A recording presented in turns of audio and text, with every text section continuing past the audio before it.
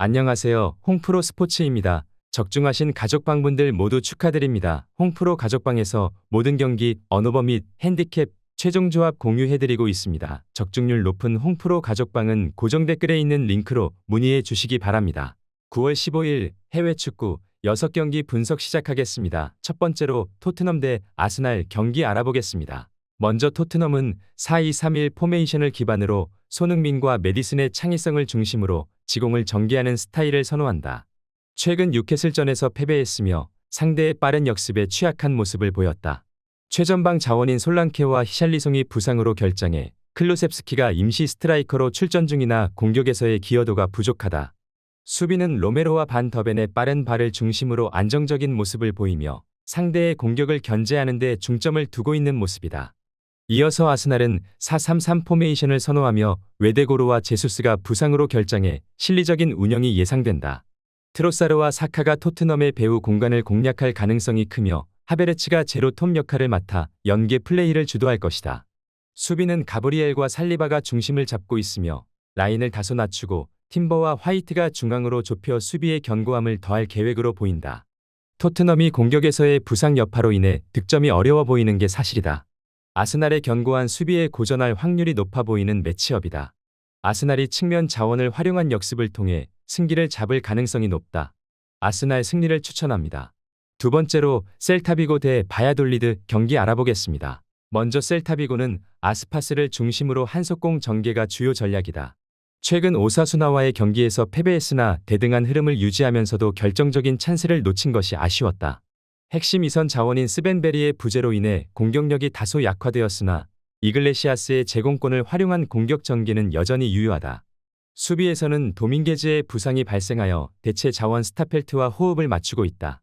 수비 라인에 불안 요소가 있으나 바야돌리드의 단순한 역습에는 충분히 대응 가능할 것이다. 이어서 바야돌리드는 산체스와 모로의 측면을 활용한 공격 전개를 시도한다.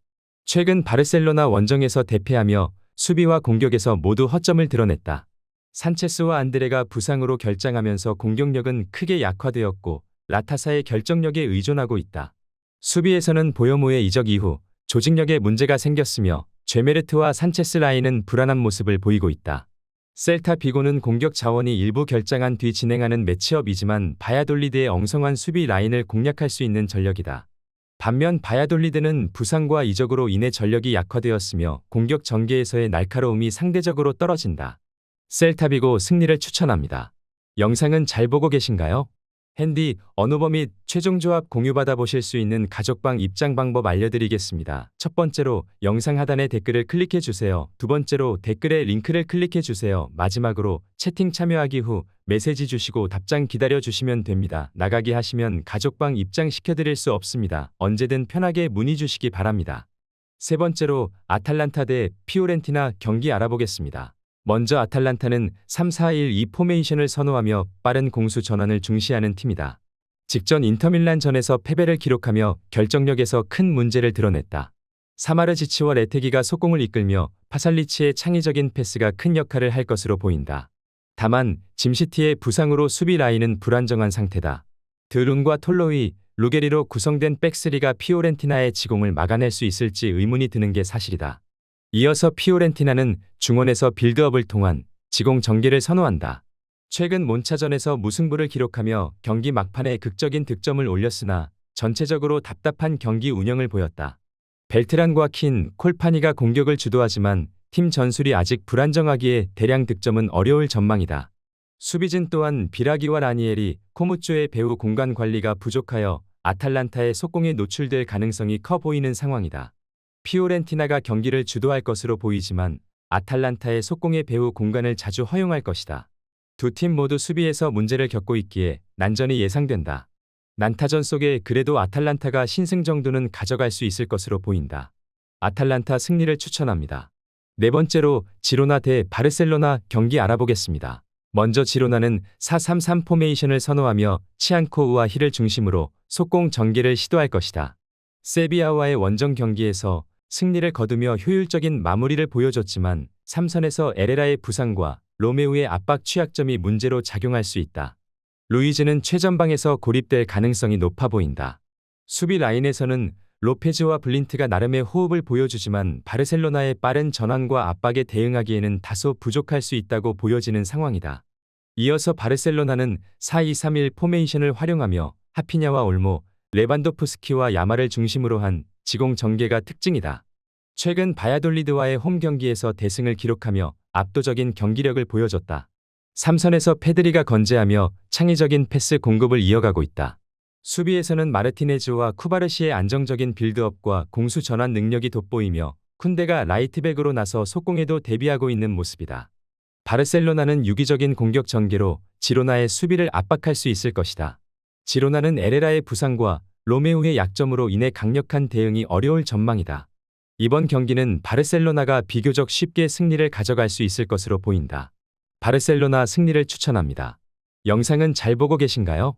핸디, 언어버 및 최종 조합 공유받아 보실 수 있는 가족방 입장 방법 알려드리겠습니다. 첫 번째로 영상 하단의 댓글을 클릭해 주세요. 두 번째로 댓글에 링크를 클릭해 주세요. 마지막으로 채팅 참여하기 후 메시지 주시고 답장 기다려 주시면 됩니다. 나가기 하시면 가족방 입장 시켜드릴 수 없습니다. 언제든 편하게 문의 주시기 바랍니다.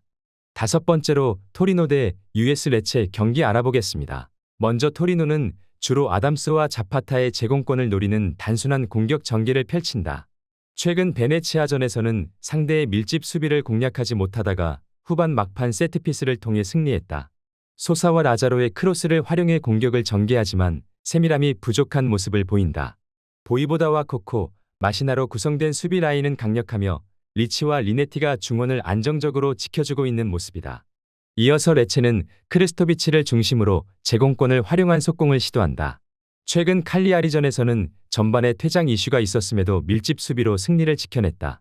반다의 드리블과 우당의 킥에 의존하는 공격 패턴은 단조롭고 토리노의 백스리를 공략하기 어려울 것이다. 수비는 바스치로토와 가스파레가 탄탄한 조직력을 바탕으로 라마다니의 지원을 받으며 공중볼 경합에서 높은 성공률을 보여주고 있는 모습이다. 토리노가 주도적인 경기를 펼치겠지만 공격 전개의 세밀함이 부족한 건 사실이다. 레체의 밀집 수비에 고전할 것으로 예상되는 상황이다. 레체는 단순한 속공으로 대응할 것이나 토리노의 수비를 뚫기 어려워 보이는 매치업이다. 무승부를 추천합니다.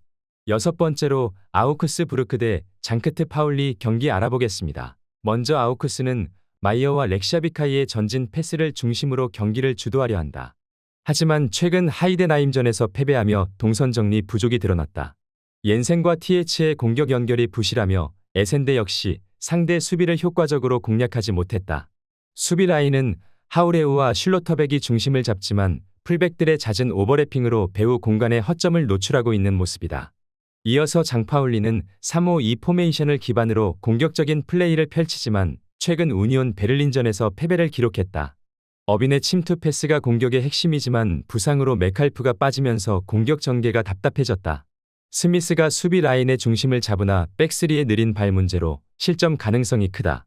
후방 빌드업도 원활하지 않아 전진 시 수비 간격이 벌어지며 상대에게 공간을 허용하는 모습을 자주 보여주고 있는 상황이다. 아우크스부르크가 경기를 주도해 나갈 수 있을 것으로 생각할 수 있지만 이들의 공격 전개는 여전히 불안정한 모습을 보여주고 있는 상황이다. 장파울리의 엉성한 수비도 큰 장벽이 될 수는 없겠지만 역습 루트가 부족해 득점 기회를 잡기 어려울 것이다. 일방적인 경기는 예상할 수 없지만 신승 정도는 노려볼 만할 것으로 보인다. 아우크스부르크 승리를 추천합니다.